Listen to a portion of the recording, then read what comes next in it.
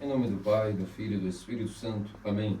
Queridos amados cristãos ortodoxos, irmãos e irmãs em Cristo, nesse domingo do terceiro Evangelho, destinado às leituras de São Mateus, entre várias coisas que nosso Senhor e Deus Salvador Jesus Cristo nos falou a respeito do homem interior, da vida interior, dentro daquele que é um homem que minimamente busque uma vida espiritual, sua primeira sentença, a primeira frase que ele proferiu, vamos nos atentar a ela e tentar utilizar nossas poucas forças para discernirmos sobre o que significa esses elementos ao qual nosso Senhor tratou entre corpo, olho, luz e o que significam para nós. Meus amados cristãos ortodoxos, essas relações que nosso Senhor comunica entre o corpo, o olho e a luz são profundíssimas. E quando nós analisamos a relação entre elas no mundo físico, significa o seguinte: a nossa parte mais brilhante que Deus nos fez, a parte que mais brilha, o que significa brilhar? Refletir a luz, absorver e refletir a luz, é o olho. O olho do corpo é a nossa parte mais brilhante, é aquela que mais consegue absorver luz, e por isso, devido ao mecanismo de funcionamento, é onde nós conseguimos captar os pigmentos, os fótons, e através do nervo óptico, todas essas informações, de uma maneira tão bem desenhada pelo Criador, captando os feixes de luz, são levados como informações pelo nervo óptico até o cérebro, e o cérebro consegue assimilar isso, formando aquilo que nós conhecemos como a imagem. A imagem que é, para nós, sinônimo da luz. O homem cego vive nas trevas. Não consegue ter a captação da luz, não consegue enxergar. E dessa forma, portanto, aquele que consegue enxergar, aquele que tem o seu olho sadio, todo o seu ser consegue ser iluminado através do olho. E, portanto, consegue ver a luz criada, a luz do sol criado. Aquele que é cego não consegue mais, perdeu a capacidade, ou talvez já nasceu assim, e é incapaz de, portanto, ver as imagens ao seu redor, porque não consegue mais captar a luz. E, portanto, uma vez que o seu olho está em trevas, tornou-se cego, todo o seu corpo, todo o seu ser vive, portanto, em trevas. Essa é a vida do homem cego, em contrapartida para o homem que tem boa visão. Embora tudo isso se refira ao mundo físico, essas são as aplicações que nosso Senhor utilizou para tratar a respeito do homem interior. Assim como existe uma luz física pela qual nós podemos ver, assim também existe uma luz espiritual, uma luz incriada, uma luz eterna, que é oriunda do sol da justiça, o Filho do homem, nosso Senhor e Deus Salvador Jesus Cristo, juntamente com o Pai e o Espírito, o trono da divindade, também ilumina o mundo criado através de sua luz, através de sua graça, de sua energia incriada, de suas energias incriadas, o que nós também comumente chamamos na Igreja Ortodoxa de luz. São Basílio o Grande já discernia, ao mesmo tempo que mantinha o dogma da unicidade de Deus, ou seja, que Deus é uma só substância, ao mesmo tempo diferia entre substância, que chamamos de ousia, e de energeia, ou seja, a graça, o poder, a energia de Deus. Não contraria o dogma da unicidade de Deus, como se estivéssemos dividindo Deus em energias e em substância, como alegam os de mente latina, os ditos papistas e seus filhotes, os chamados protestantes e demais seitas. Negativo. Quando nós falamos de energias, nós estamos dividindo Deus agora em substâncias e energias, mas sem macular aquilo que é uma coisa só, uma tem origem na outra. E assim como o sol criado, automaticamente, por ser sol, tem que emitir raios, e raios não são a substância do sol, mas são proeminentes dessa substância, assim, e não há diferença entre raios de sol e sol em si mesmo, tudo é sol. Da mesma maneira, Deus não é dividido em substância e energia. Ao contrário, as energias são a natural efusão da substância eterna e inacessível. E Deus, como disse São Gregório Teólogo, o Deus absconditus torna-se o Deus revelatus. Ou seja, Deus, que é inacessível em sua substância, dá-se todo em suas energias através de sua graça, de seu poder, de sua luz.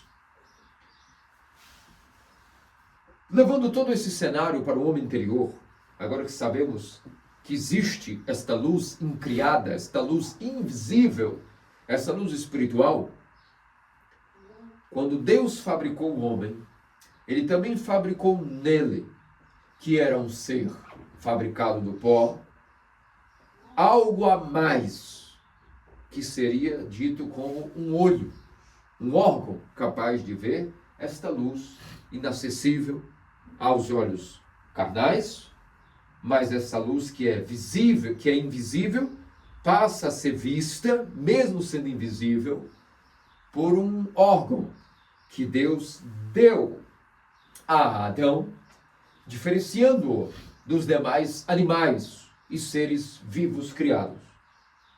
Quando Adão foi fabricado do humus, a sua substância não era de muito diferente daquilo que seriam seres vivos.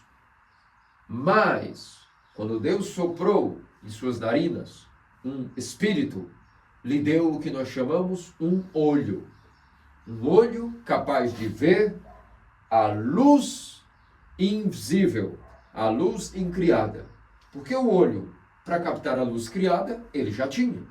Mas para que pudesse agora se relacionar com Deus, Deus deu a Adão algo que o próprio Deus tinha em si, e como que tomando uma partícula de si mesmo, uma parte de si mesmo, deu em Adão algo que os outros seres não têm e jamais terão, este olho. E Deus soprou nas narinas de Adão. Soprou o quê? Soprou o que nós chamamos a mente, comumente conhecida também como intelecto, ou às vezes espírito, o que difere-se de psique, que é a nossa alma, e que, portanto, Adão, uma vez que recebeu o sopro de Deus, recebeu uma parte de Deus. Daí que nós entendemos que Deus fez Adão à sua imagem e semelhança. Porque como dando-se de si uma partícula, uma parte de si, um pedaço de si, diferenciou Adão para sempre de toda a criação, elevando Adão ao pináculo do mundo criado. De todo esse microcosmos que nós conhecemos, seja o mundo criado, o mundo visível, o mundo natural, Adão foi o pináculo desse mundo. Mas como agora recebe um olho, esse olho o deixa também como o pináculo até mesmo dos anjos. Porque os anjos, por mais que contemplem a luz de Deus, tanto quanto possam, não possuem em si o corpo humano, ou seja, o corpo natural, as moléculas, a matéria. Se o homem, entre os dois mundos, possui algo dos dois mundos, tanto do mundo invisível, tendo uma alma, ou seja, naturalmente uma alma, já, portanto, partícipe do mundo angelical, de certa maneira, mas também sendo criado no mundo natural com seu corpo, agora recebe algo a mais, uma partícula que está para além de sua alma, depositada nela, que é um olho, um órgão comumente chamado, de maneira mais prática de entender, a mente. Esta mente, sendo uma parte de Deus, tem a função de um olho, de ver e contemplar. Não estamos falando aqui nada de razão ainda, já chegaremos na razão.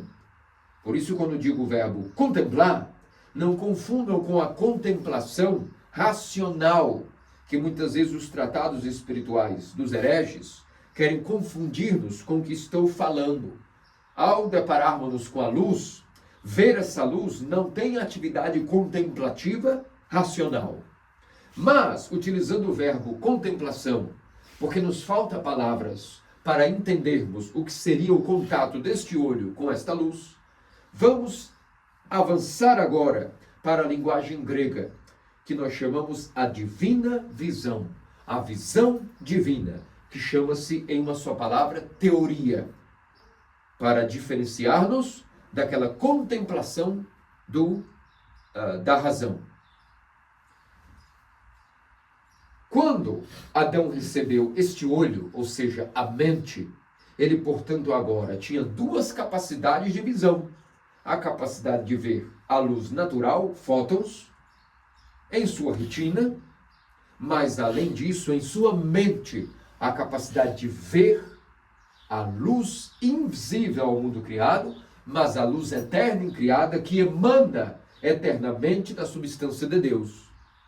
E quando a mente dele contemplava, ou seja, via essa luz incriada, a mente de Adão sendo originalmente limpa, toda a luz de Deus que emanava da Trindade e que se refletia neste olho, quando Deus olhava em Adão, via-se como por um espelho a si mesmo. E é por isso que diz: eis aí a minha imagem e minha semelhança. Porque esse olho, a mente, era tão puro, tão brilhante, que quando Deus emanava sua luz em Adão, energizando-o com santidade, com todos os tipos de dons do paraíso, a mente de Adão era tão pura e brilhante, que Deus via-se a si em Adão, na sua mente, neste olho, como por um espelho. Porque, como nos ensinam nossos santos padres, uma das características da mente é ser um espelho, o qual reflete, absorve e reflete a luz divina, e Deus, quando olha nesse olho, vê a si mesmo como por um espelho. E Adão, neste olho, quando via a imagem de Deus refletida em seu olho, por consequência, misticamente, tinha o objetivo de toda a vida espiritual, que é quando Deus criou o homem, ver a si mesmo nele, e por mística, por consequência, o que aconteceria? E isso é o resumo de toda a vida espiritual. Quando Deus fabricou o homem e via a si mesmo no homem refletido em seu olho puro, o que acontece com a imagem de Deus refletida no olho puro de Adão? Adão também, por consequência, via a Deus, face a face, sem intermediário, como por um espelho. Isso resume-se toda a vida espiritual. Quando São Serafim de Sarov resumiu e potencializou o Evangelho da Boa Nova em uma única frase para a era moderna, ele resumiu toda a vida espiritual em: o objetivo da vida cristã é a aquisição do Espírito Santo. Adquira a paz interior e milhares irão adquirir a salvação ao seu redor. Em outras palavras, traduzindo para o que nós aqui aprendemos até agora na introdução deste sermão. Se o teu olho é doente, todo o teu corpo também estará doente em trevas. Mas se o teu olho é são, todo o teu corpo estará iluminado. Se o teu olho tem trevas, quão mais tenebrosas são as trevas de teu corpo. Mas se tu adquiristes o Espírito Santo, teu olho brilhará de luz. Teu olho se purificará e refletirá Deus em si. E a Deus poder ver a si mesmo em teu olho, tu também verás a Deus. Quando tu te tornas imagem e semelhança de Deus, ou seja, refletindo a imagem de Deus em teu olho limpo, em teu olho iluminado, todo o teu corpo passa a também estar vendo Deus. E quando todo o teu corpo vê Deus através do teu olho limpo, todo o teu ser é luz. E quando todo o teu ser é luz e reflete a imagem e semelhança de Deus, toda a criação ao seu redor se dobra diante de ti, percebendo em ti a imagem do Criador.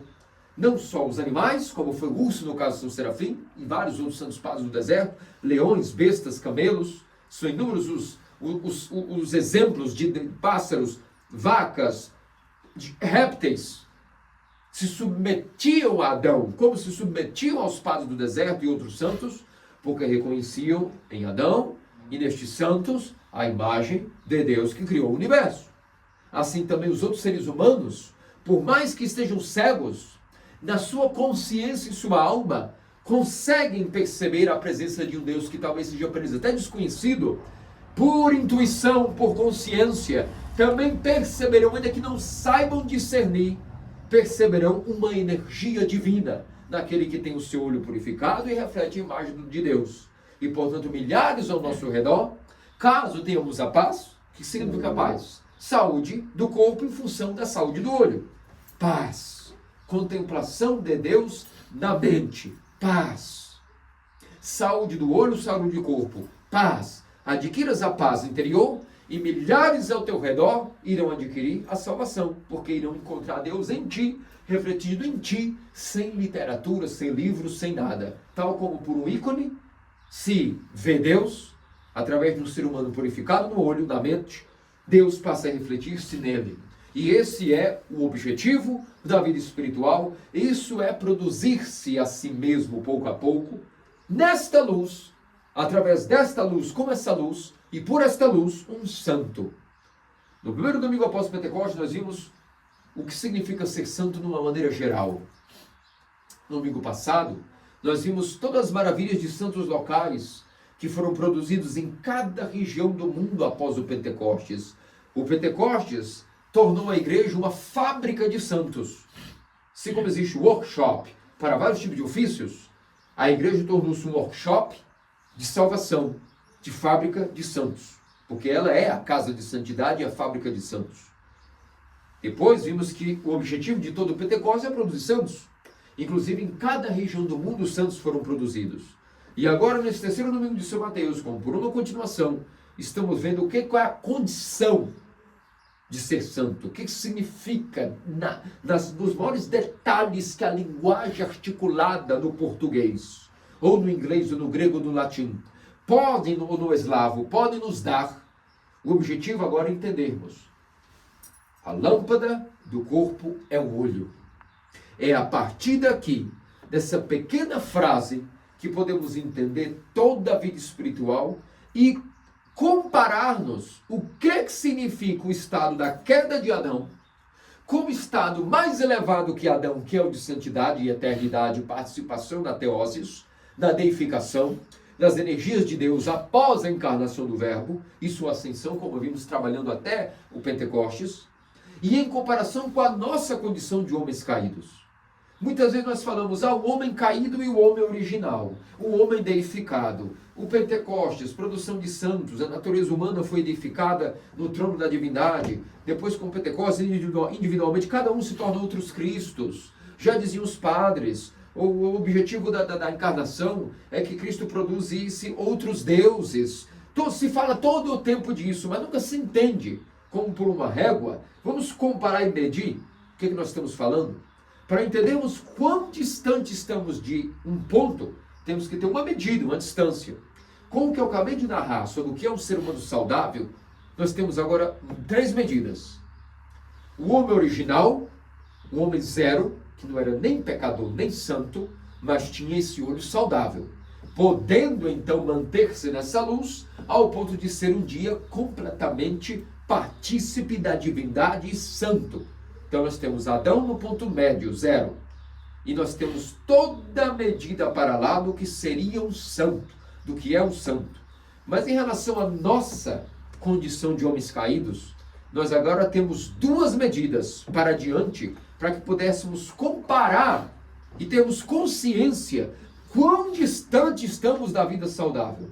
Nós temos a nossa condição de homem caído, temos a condição do homem original para além, seguindo para o ponto 0, significa que nós estamos bem negativados e distantes do homem original, como homens caídos, mas depois de Adão, que é o homem 0, um homem saudável, nós temos aquele que ganhou a mente no paraíso, a mente pura, nós temos aqueles que mantiveram, porque Adão não manteve, mas aqueles que mantiveram essa mente brilhante, puderam com que essa imagem, não só refletida, pudesse ser até fundida. Eles se apropriaram não só no olho, mas em todo o seu ser, como por um ícone que é forjado, seja em bronze, em latão, em prata, em ouro ou em madeira, assim também todo o seu ser, através desse olho e dessa imagem refletida no olho, tiveram todo o seu ser conformado, transformado para aquilo que é a imagem e semelhança de Deus, tornando-se deuses. E aqui nós temos vários exemplos de várias eras, de vários países, várias nações, vários problemas e pessoas, vale ressaltar, que tinham paixões piores que as nossas, mas feitos de carne e osso, assim como nós. Pessoas que vemos as biografias e cometeram pecados que aparentemente nós nunca pensamos em cometer, que são ultra escandalosos, mas que em suas biografias está narrado que chegaram ao fundo do poço. Poderíamos citar rapidamente Maria do Egito, mas existem vários outros monges e monjas que quanto mais se aproximavam de Deus, eram mais tentados, e mais tentados, mais caíam, mas nunca desistiram, por isso levantaram várias vezes, e nesse levantar, o olho foi purificado gradativamente, depois o olho foi completamente limpo, depois o olho começou a brilhar, e brilhar, e brilhar, até que refletiram em si a imagem de Deus. Deus passou a ver nesse olho, que é a mente purificada, a sua imagem. E misticamente, quando Deus vê assim, no olho que é a mente purificada, o homem também vê a Deus. Isso é mística. Portanto, no mundo espiritual, assim como nós temos o corpo físico, temos o corpo invisível, o corpo espiritual, que chama-se alma. Essa alma tem um olho, que é a mente. E essa mente mora dentro de um palácio. Assim como a mente é o olho que governa os sentidos do homem, deveria, porque assim o homem foi criado. Não eram os sentidos que governavam a mente reinava sobre todos os nossos sentidos. Com a queda, quando o homem cai e se espatifa, uma das consequências da queda foi que, através da volúpia das paixões, através dos demônios, mas também da nossa má vontade, do nosso livre-arbítrio mal utilizado, o que aconteceu foi que esta sentinela que existe para guardar a mente desviou a sua função. E quando um funcionário desvia a função, nós temos uma função vaga e todo o empreendimento passa a não funcionar devidamente. O que aconteceu? Para que a mente, que é a rainha do ser, pudesse dominar o ser e reinar, Deus, quando soprou esta mente, esse olho em Adão, a colocou guardada, sabendo que existia a serpente no paraíso.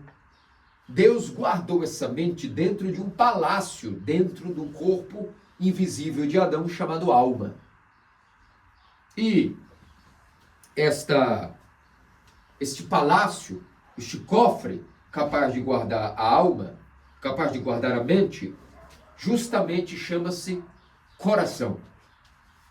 Para que tenham uma ideia, os gregos chamam a mente, para que não se confundam em termos, os gregos denominaram a mente em caráter de olho para diferenciar-se de intelecto, diferenciar-se de razão, diferenciar-se de alma, diferenciar-se de psique. Os gregos chamam a mente, que estou explicando, como algo chamado de nous. E esse nous, agora que estamos mais familiarizados com o termo catequético, essa mente chamada nous, foi guardada nas maiores profundezas do ser. Esse olho capaz de ver a Deus. Porque Deus sabia muito bem de que o mundo não era apenas uma paz. Haveria a tentação do inimigo. Portanto, Deus não pode ser cobrado de não ter pensado em cada detalhe quando criou Adão, e não podemos aqui cair como os ateus, que dizem que Deus não pode existir, porque se ele existisse, ele não teria exposto Adão à tentação a qual ele cairia. Negativo. Qual foi a constituição do corpo de Adão invisível? A alma, esse corpo por si mesmo, a mente como rainha e governadora dos sentidos, e como o olho capaz de ver a Deus e sua luz eterna. Mas tão precioso e delicado era este olho, que foi guardado dentro de um palácio, chamado o coração, lá nas profundezas. Por isso que o nous, a mente humana, não tem nenhum vínculo imediato, como nós pensamos, com o cérebro. É muito importante entender que mente não tem a ver com cérebro imediatamente, tem a ver com coração. Esse é um grande desafio, mudança de mente. Quando diz assim, arrependei-vos. Em outras palavras, mude tua mente. Em outras palavras, muda tudo o que está funcionando dentro do teu ser, guardando o olho que vê a Deus. Percebe como o evangelho, pregado de maneira ortodoxa, tem um poder, uma explosão infalível. E é por isso que onde quer que ele chegou, produziu-se santos nas igrejas locais, que nós comemoramos no domingo passado. Porque cada apóstolo explicou exatamente o que eu estou explicando. E quão vazia é a pregação herética quando desvincula-se de tudo isso que eu estou falando. E como que se queima rapidamente com um pavio, em um segundo, tudo que eu estou falando, quando se nega a doutrina ortodoxa, que é a única que mantém o caráter, que existe energia e luz incriada. Como um padre católico poderá um sermão desse, se primeiramente o dogma da igreja romana, atualmente, e os protestantes negam a existência da energia incriada, da luz eterna. Então, toda a vida espiritual para eles é óbvio que não existe. São cegos, não estamos aqui ofendendo nenhum deles, estamos falando como feras, não ofendendo os seres humanos, mas sim atacando o perigo da heresia. Veja como a heresia impede as pessoas de verem a Deus. E é por isso que as heresias são tratadas com rigor de anátema. E a única tradição que mantém de maneira ininterrupta esta pregação detalhada é a Igreja Ortodoxa, que é um hospital que nos faz curar esse olho, que está machucado ao ponto de nem conseguir ver mais. Voltando ao palácio onde esse olho é guardado, chamado coração, a mente sinus está ali guardado nas profundezas. Com a queda de Adão, algo começou a funcionar errado. Existia um guarda nesse palácio, um vigia, uma sentinela para guardar a mente dentro do palácio. Toda rainha e rei dentro do seu palácio não é exposto no seu trono a qualquer pessoa que entre. Existem camadas e camadas de segurança e somente aquilo que pode e deve entrar penetra o átrio do trono para poder estar até diante do trono e conversar e ter uma súplica ou uma audiência com o rei. É normal que qualquer coisa, qualquer infeliz, qualquer morfético do reino entre e tenha audiência com o rei? Claro que não, não existiria nem reino. E não se chamaria reino, chamaria-se pandemônio, democracia, república, como é o que nós temos hoje em dia. No reino dos céus, no reino correto, a coisa ocorre de maneira correta. E no mundo dos vivos, não dos loucos, o que acontece é que para ter audiência com o rei, necessita-se primeiro apresentar-se aos vigias, que guardam e fazem segurança ao rei. No palácio do coração, existia um sentinela para guardar este olho, a mente, a rainha dos sentidos.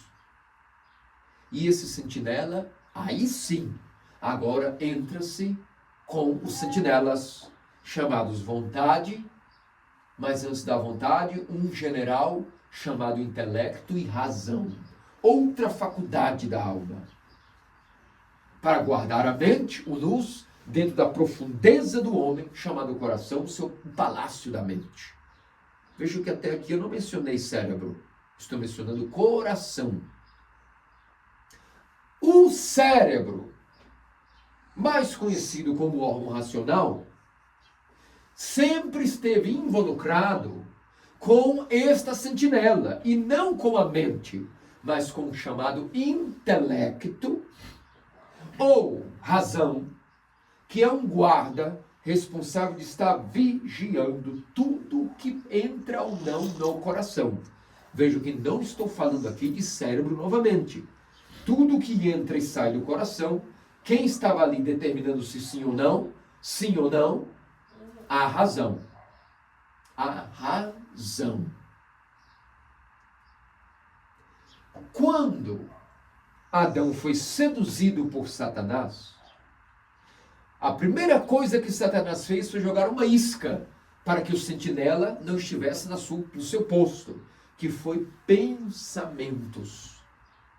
No pensamento, a sentinela começou a ficar distraída e sendo atraída para os sentidos. para o cérebro, condição do homem caído atual. Portanto, lembre-se, o homem que tem a sua mente no seu cérebro é um homem doente. Repitam, um homem que tem a mente no seu cérebro é um homem doente. A mente no homem sadio mora no coração. Aqui nós, uma só frase, vivemos toda a vida do deserto, a vida dos santos padres, a vida do paraíso e a vida do mundo que há de vir. Não existe outra vida, queridos amados cristãos ortodoxos. Essa é a única vida que existe. Então Satanás começou a jogar distrações, dizendo, venha, sai daí, veja, observe, veja isso. E infelizmente, Adão não teve força suficiente, porque não quis, ou seja, a vontade, que era um dos guardas, não quis. Junto com a razão, também não quis. E vontade e razão foram passear no meio do cérebro, abandonando o coração vazio.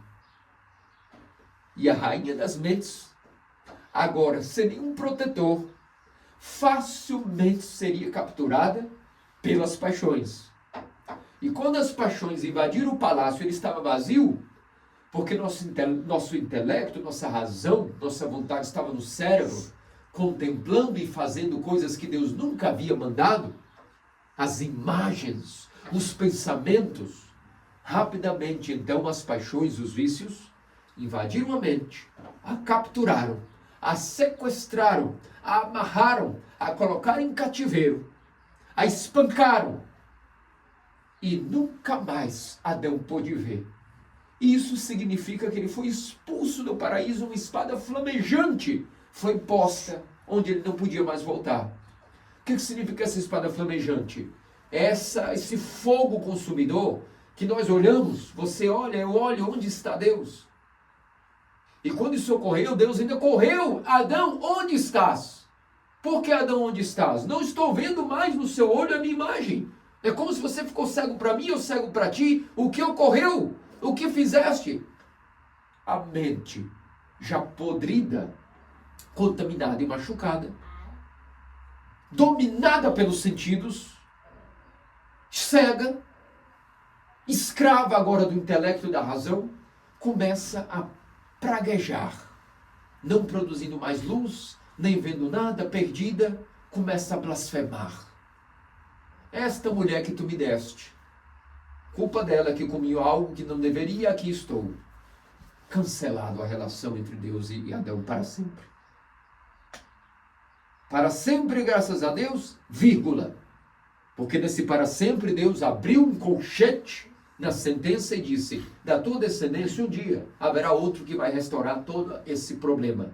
Toda essa medicina será executada na encarnação de um descendente teu, a qual eu vou preparar toda uma geração de santos, e quando eu veja de novo uma mulher, que eu olhe ela e me veja, nem que seja por uma penumbra mínima, que me agrade minimamente, mesmo fora do paraíso, hei de lutar até conseguir fabricar de tua descendência uma mulher que eu possa, antes da encarnação, ver a minha imagem minimamente, nem que seja por uma penumbra.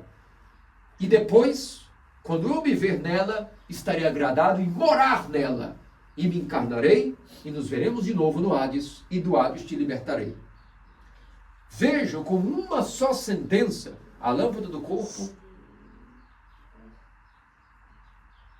é o olho.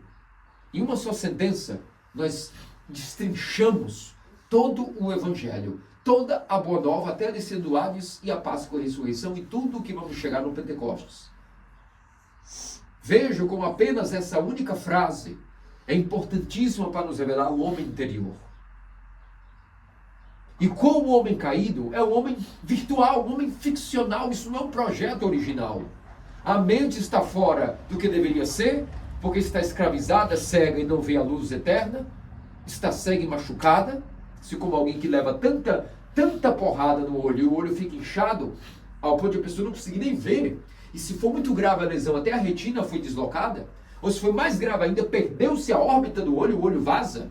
Assim também foi a guerra com os demônios, com as nossas paixões. A nossa mente vazou, literalmente. E o que é que sobrou? Uma razão.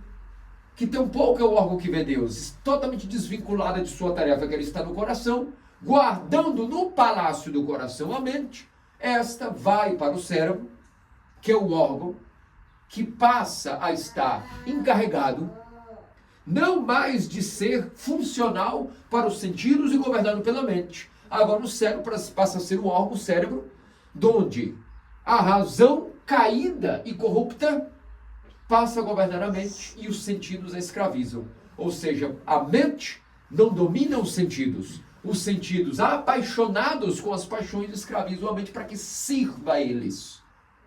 Para que o homem seja levado todo o seu ser, onde quer que os sentidos apontem. Como se fôssemos pior que animais. Porque animais são levados pelo sentido que Deus nos deu, sobreviver e reproduzir-se. Nós somos levados fora do homem original a homens diabólicos, a zumbis, a homens demônios, a fazer coisas que nem os animais fazem, coisas que não estão em nossa programação original, coisas que até os céus duvidam e que os demônios riem, dizendo até fazem coisas piores do que nós mesmos. Nós os impelimos a fazer coisas piores do que nós mesmos fazemos.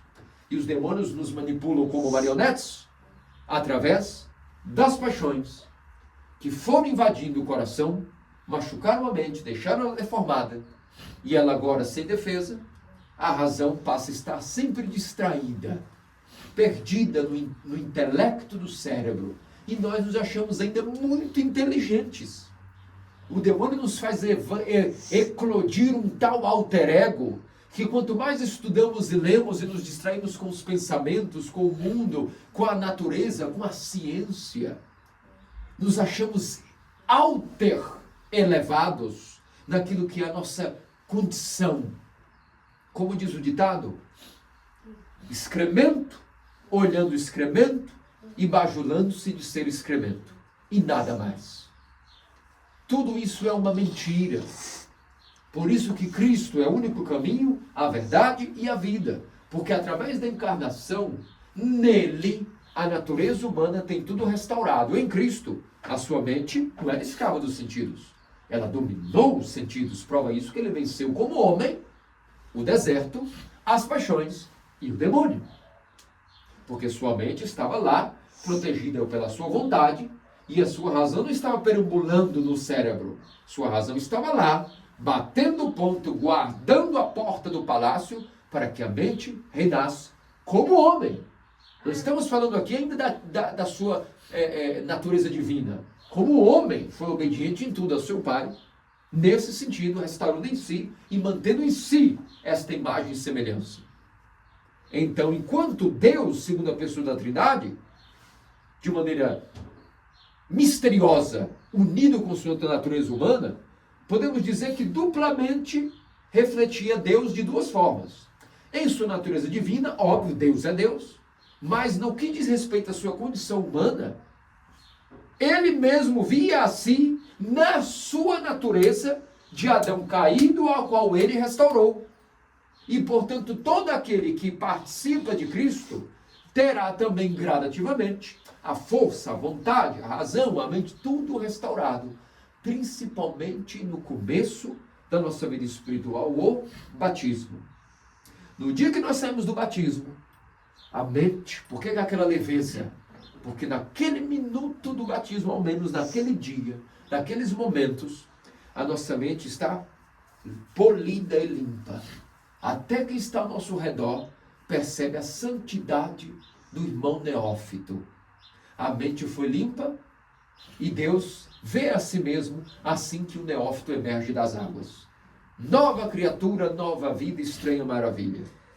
Depois, ele é habilitado a comungar o corpo e sangue do seu próprio Deus encarnado, rejubilando-se mais ainda na glória da divindade. Só que o que acontece depois do batismo? Nos espatifamos inúmeras vezes.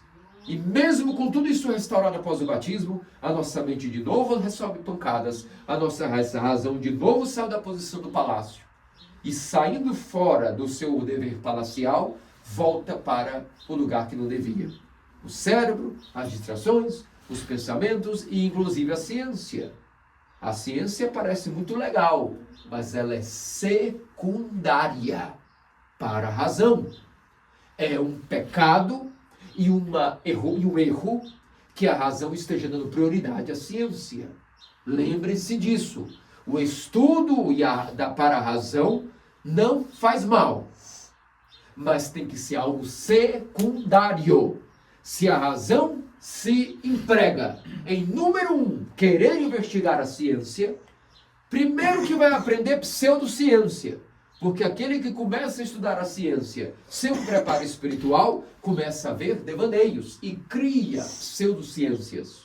Como nós vemos até onde chegamos no nível atual universitário e acadêmico, que se decreta que o homem veio do macaco, que há vida em outros planetas, que o universo são esses planetas girando ao redor, como já dizia Crisóstomo, cabeças ocas têm as cabeças girando. Então não é os planetas que giram, são as suas cabeças ocas que giram, porque não tem nada, cabeças vazias. Por isso, quem mandou? Deus mandou algum de nós sermos cientistas? Não. Nós vemos que nos mandamentos é uma lista para que a razão esteja ocupada em guardar a mente. Como que na prática a razão guarda a mente do palácio? Cumprindo os mandamentos pau a pau, pedra a pedra. Todos os mandamentos. E como nós não temos, toda vez que aqui um sentinela treina, todo vigia é corpulento, é rápido, é ágil, tem explosão e agilidade, mente estratégica. Como que a razão treina para ser um bom atleta, guardião da mente? Praticando a vida cética. Jejum, oração, cumprimento dos mandamentos. E toda vez que um atleta comete erros, não tem destreza na espada, no golpe, ele precisa de um mestre que o corrija. Por isso a razão submete sem contestação ao guia, a um pai espiritual na confissão. A confissão e o arrependimento faz com que a razão, mesmo que depois do batismo caia várias vezes e não canse de pecar, se distraia, volte para o cérebro, para as coisas secundárias, as distrações, o entretenimento, a ciência, ela sempre pode voltar. A porta agora está aberta de novo através do batismo, basta que ela volte. Através do arrependimento, da confissão, depois Eucaristia. Comungando o corpo e sangue de Cristo, como acabamos de fazer, nesse momento rápido, vê que nós temos algo diferente quando nós comungamos. É uma lástima que no final do dia, acorda amanhã, ainda tem aquele resquício de graça. Mas aí chega terça, um pouquinho mais, e quarta, se não for o jejum. Se não jejuamos na quarta, parece que a semana já está um inferno, já somos bestas. Mas o jejum dá aquela... Assim como a mente, que é uma lâmina que deveria estar completamente, uma lâmpada polida, começa a oxidar, o jejum de quarta-feira dá um polimento de novo. Depois, quinta-feira, sexta, outro polimento. Sábado, domingo, de novo, luz, brilho, ação. Está passando de novo um filme. Imagem e semelhança de Deus em José, Dionísio, Lázaro, Constantino, Teodora, Raíssa e todos. Isso é a nossa nova vida, esse novo filme, onde não importa o que aconteça na semana, de domingo a domingo, de Páscoa em Páscoa, nós estamos voltando, nem que seja agora, nesse minuto, no Santo Cálice da Eucaristia, a que Deus nesse momento diz, eis que eu encarnei, e agora encarnei de novo, misticamente, em cada um dos meus filhos, que estão na Santa Igreja Ortodoxa, confessando os seus pecados, a razão voltando para o palácio, a mente tirada das amarras das paixões, voltando no seu trono que é o coração, e os sentidos submetidos pelo poder e energia da glória de Deus àquilo que é a imagem e semelhança do Criador. A mente refletindo a imagem de Deus e todo o nosso ser como luz. O olho, a lâmpada do corpo é o olho. Se o teu olho está são, todo o teu corpo também é são. Após a comunhão, a mente restaurada, a mente limpa e polida, refletindo a imagem de Deus. E mais do que Adão no paraíso, agora nós estamos no estado bem mais elevado do que ele. Porque a nossa mente, além de purificada pela Eucaristia, pela confissão e Eucaristia, ela reflete a imagem de Deus em nós, mas agora Deus veio morar em todo o nosso ser, através do batismo e da comunhão dos santos dons, coisa que Adão estava sendo preparado ainda para um dia ter. Por isso, meus amados cristãos ortodoxos, peçamos a nosso Senhor Deus Salvador Jesus Cristo com toda a nossa fé, a mãe de Deus, sempre Virgem Maria, que nos dê a capacidade dessa constante restauração da nossa mente, para que, sendo ela luz, todo o nosso ser também reflita a imagem e semelhança do Criador, e melhores ao nosso redor, caso consigam ver essa luz, venham e se aproximem também da fonte de cura e salvação, que faz com que novamente a razão volte ao palácio, cuide da mente, e a mente faça o seu papel, que é governar os sentidos, e a razão mantenha o seu papel, que não é secundariamente estar envolvido em ciência e pensamentos, mas em guardar a porta do coração, para que nenhum pensamento mau, para que nenhum demônio, para que nenhuma paixão entre e machuque a mente. Mas que a razão, sendo razão, se mantenha como sentinela, guardando a mente de tudo aquilo que possa impedir que ela seja luz para o nosso corpo, que é a alma. Que Deus, nosso Senhor e Deus Salvador Jesus, faça-nos dignos pelas orações do Puríssimo Mãe, tanto ao Sem Virgem Maria e todos os santos. Amém. Oremos ao Senhor.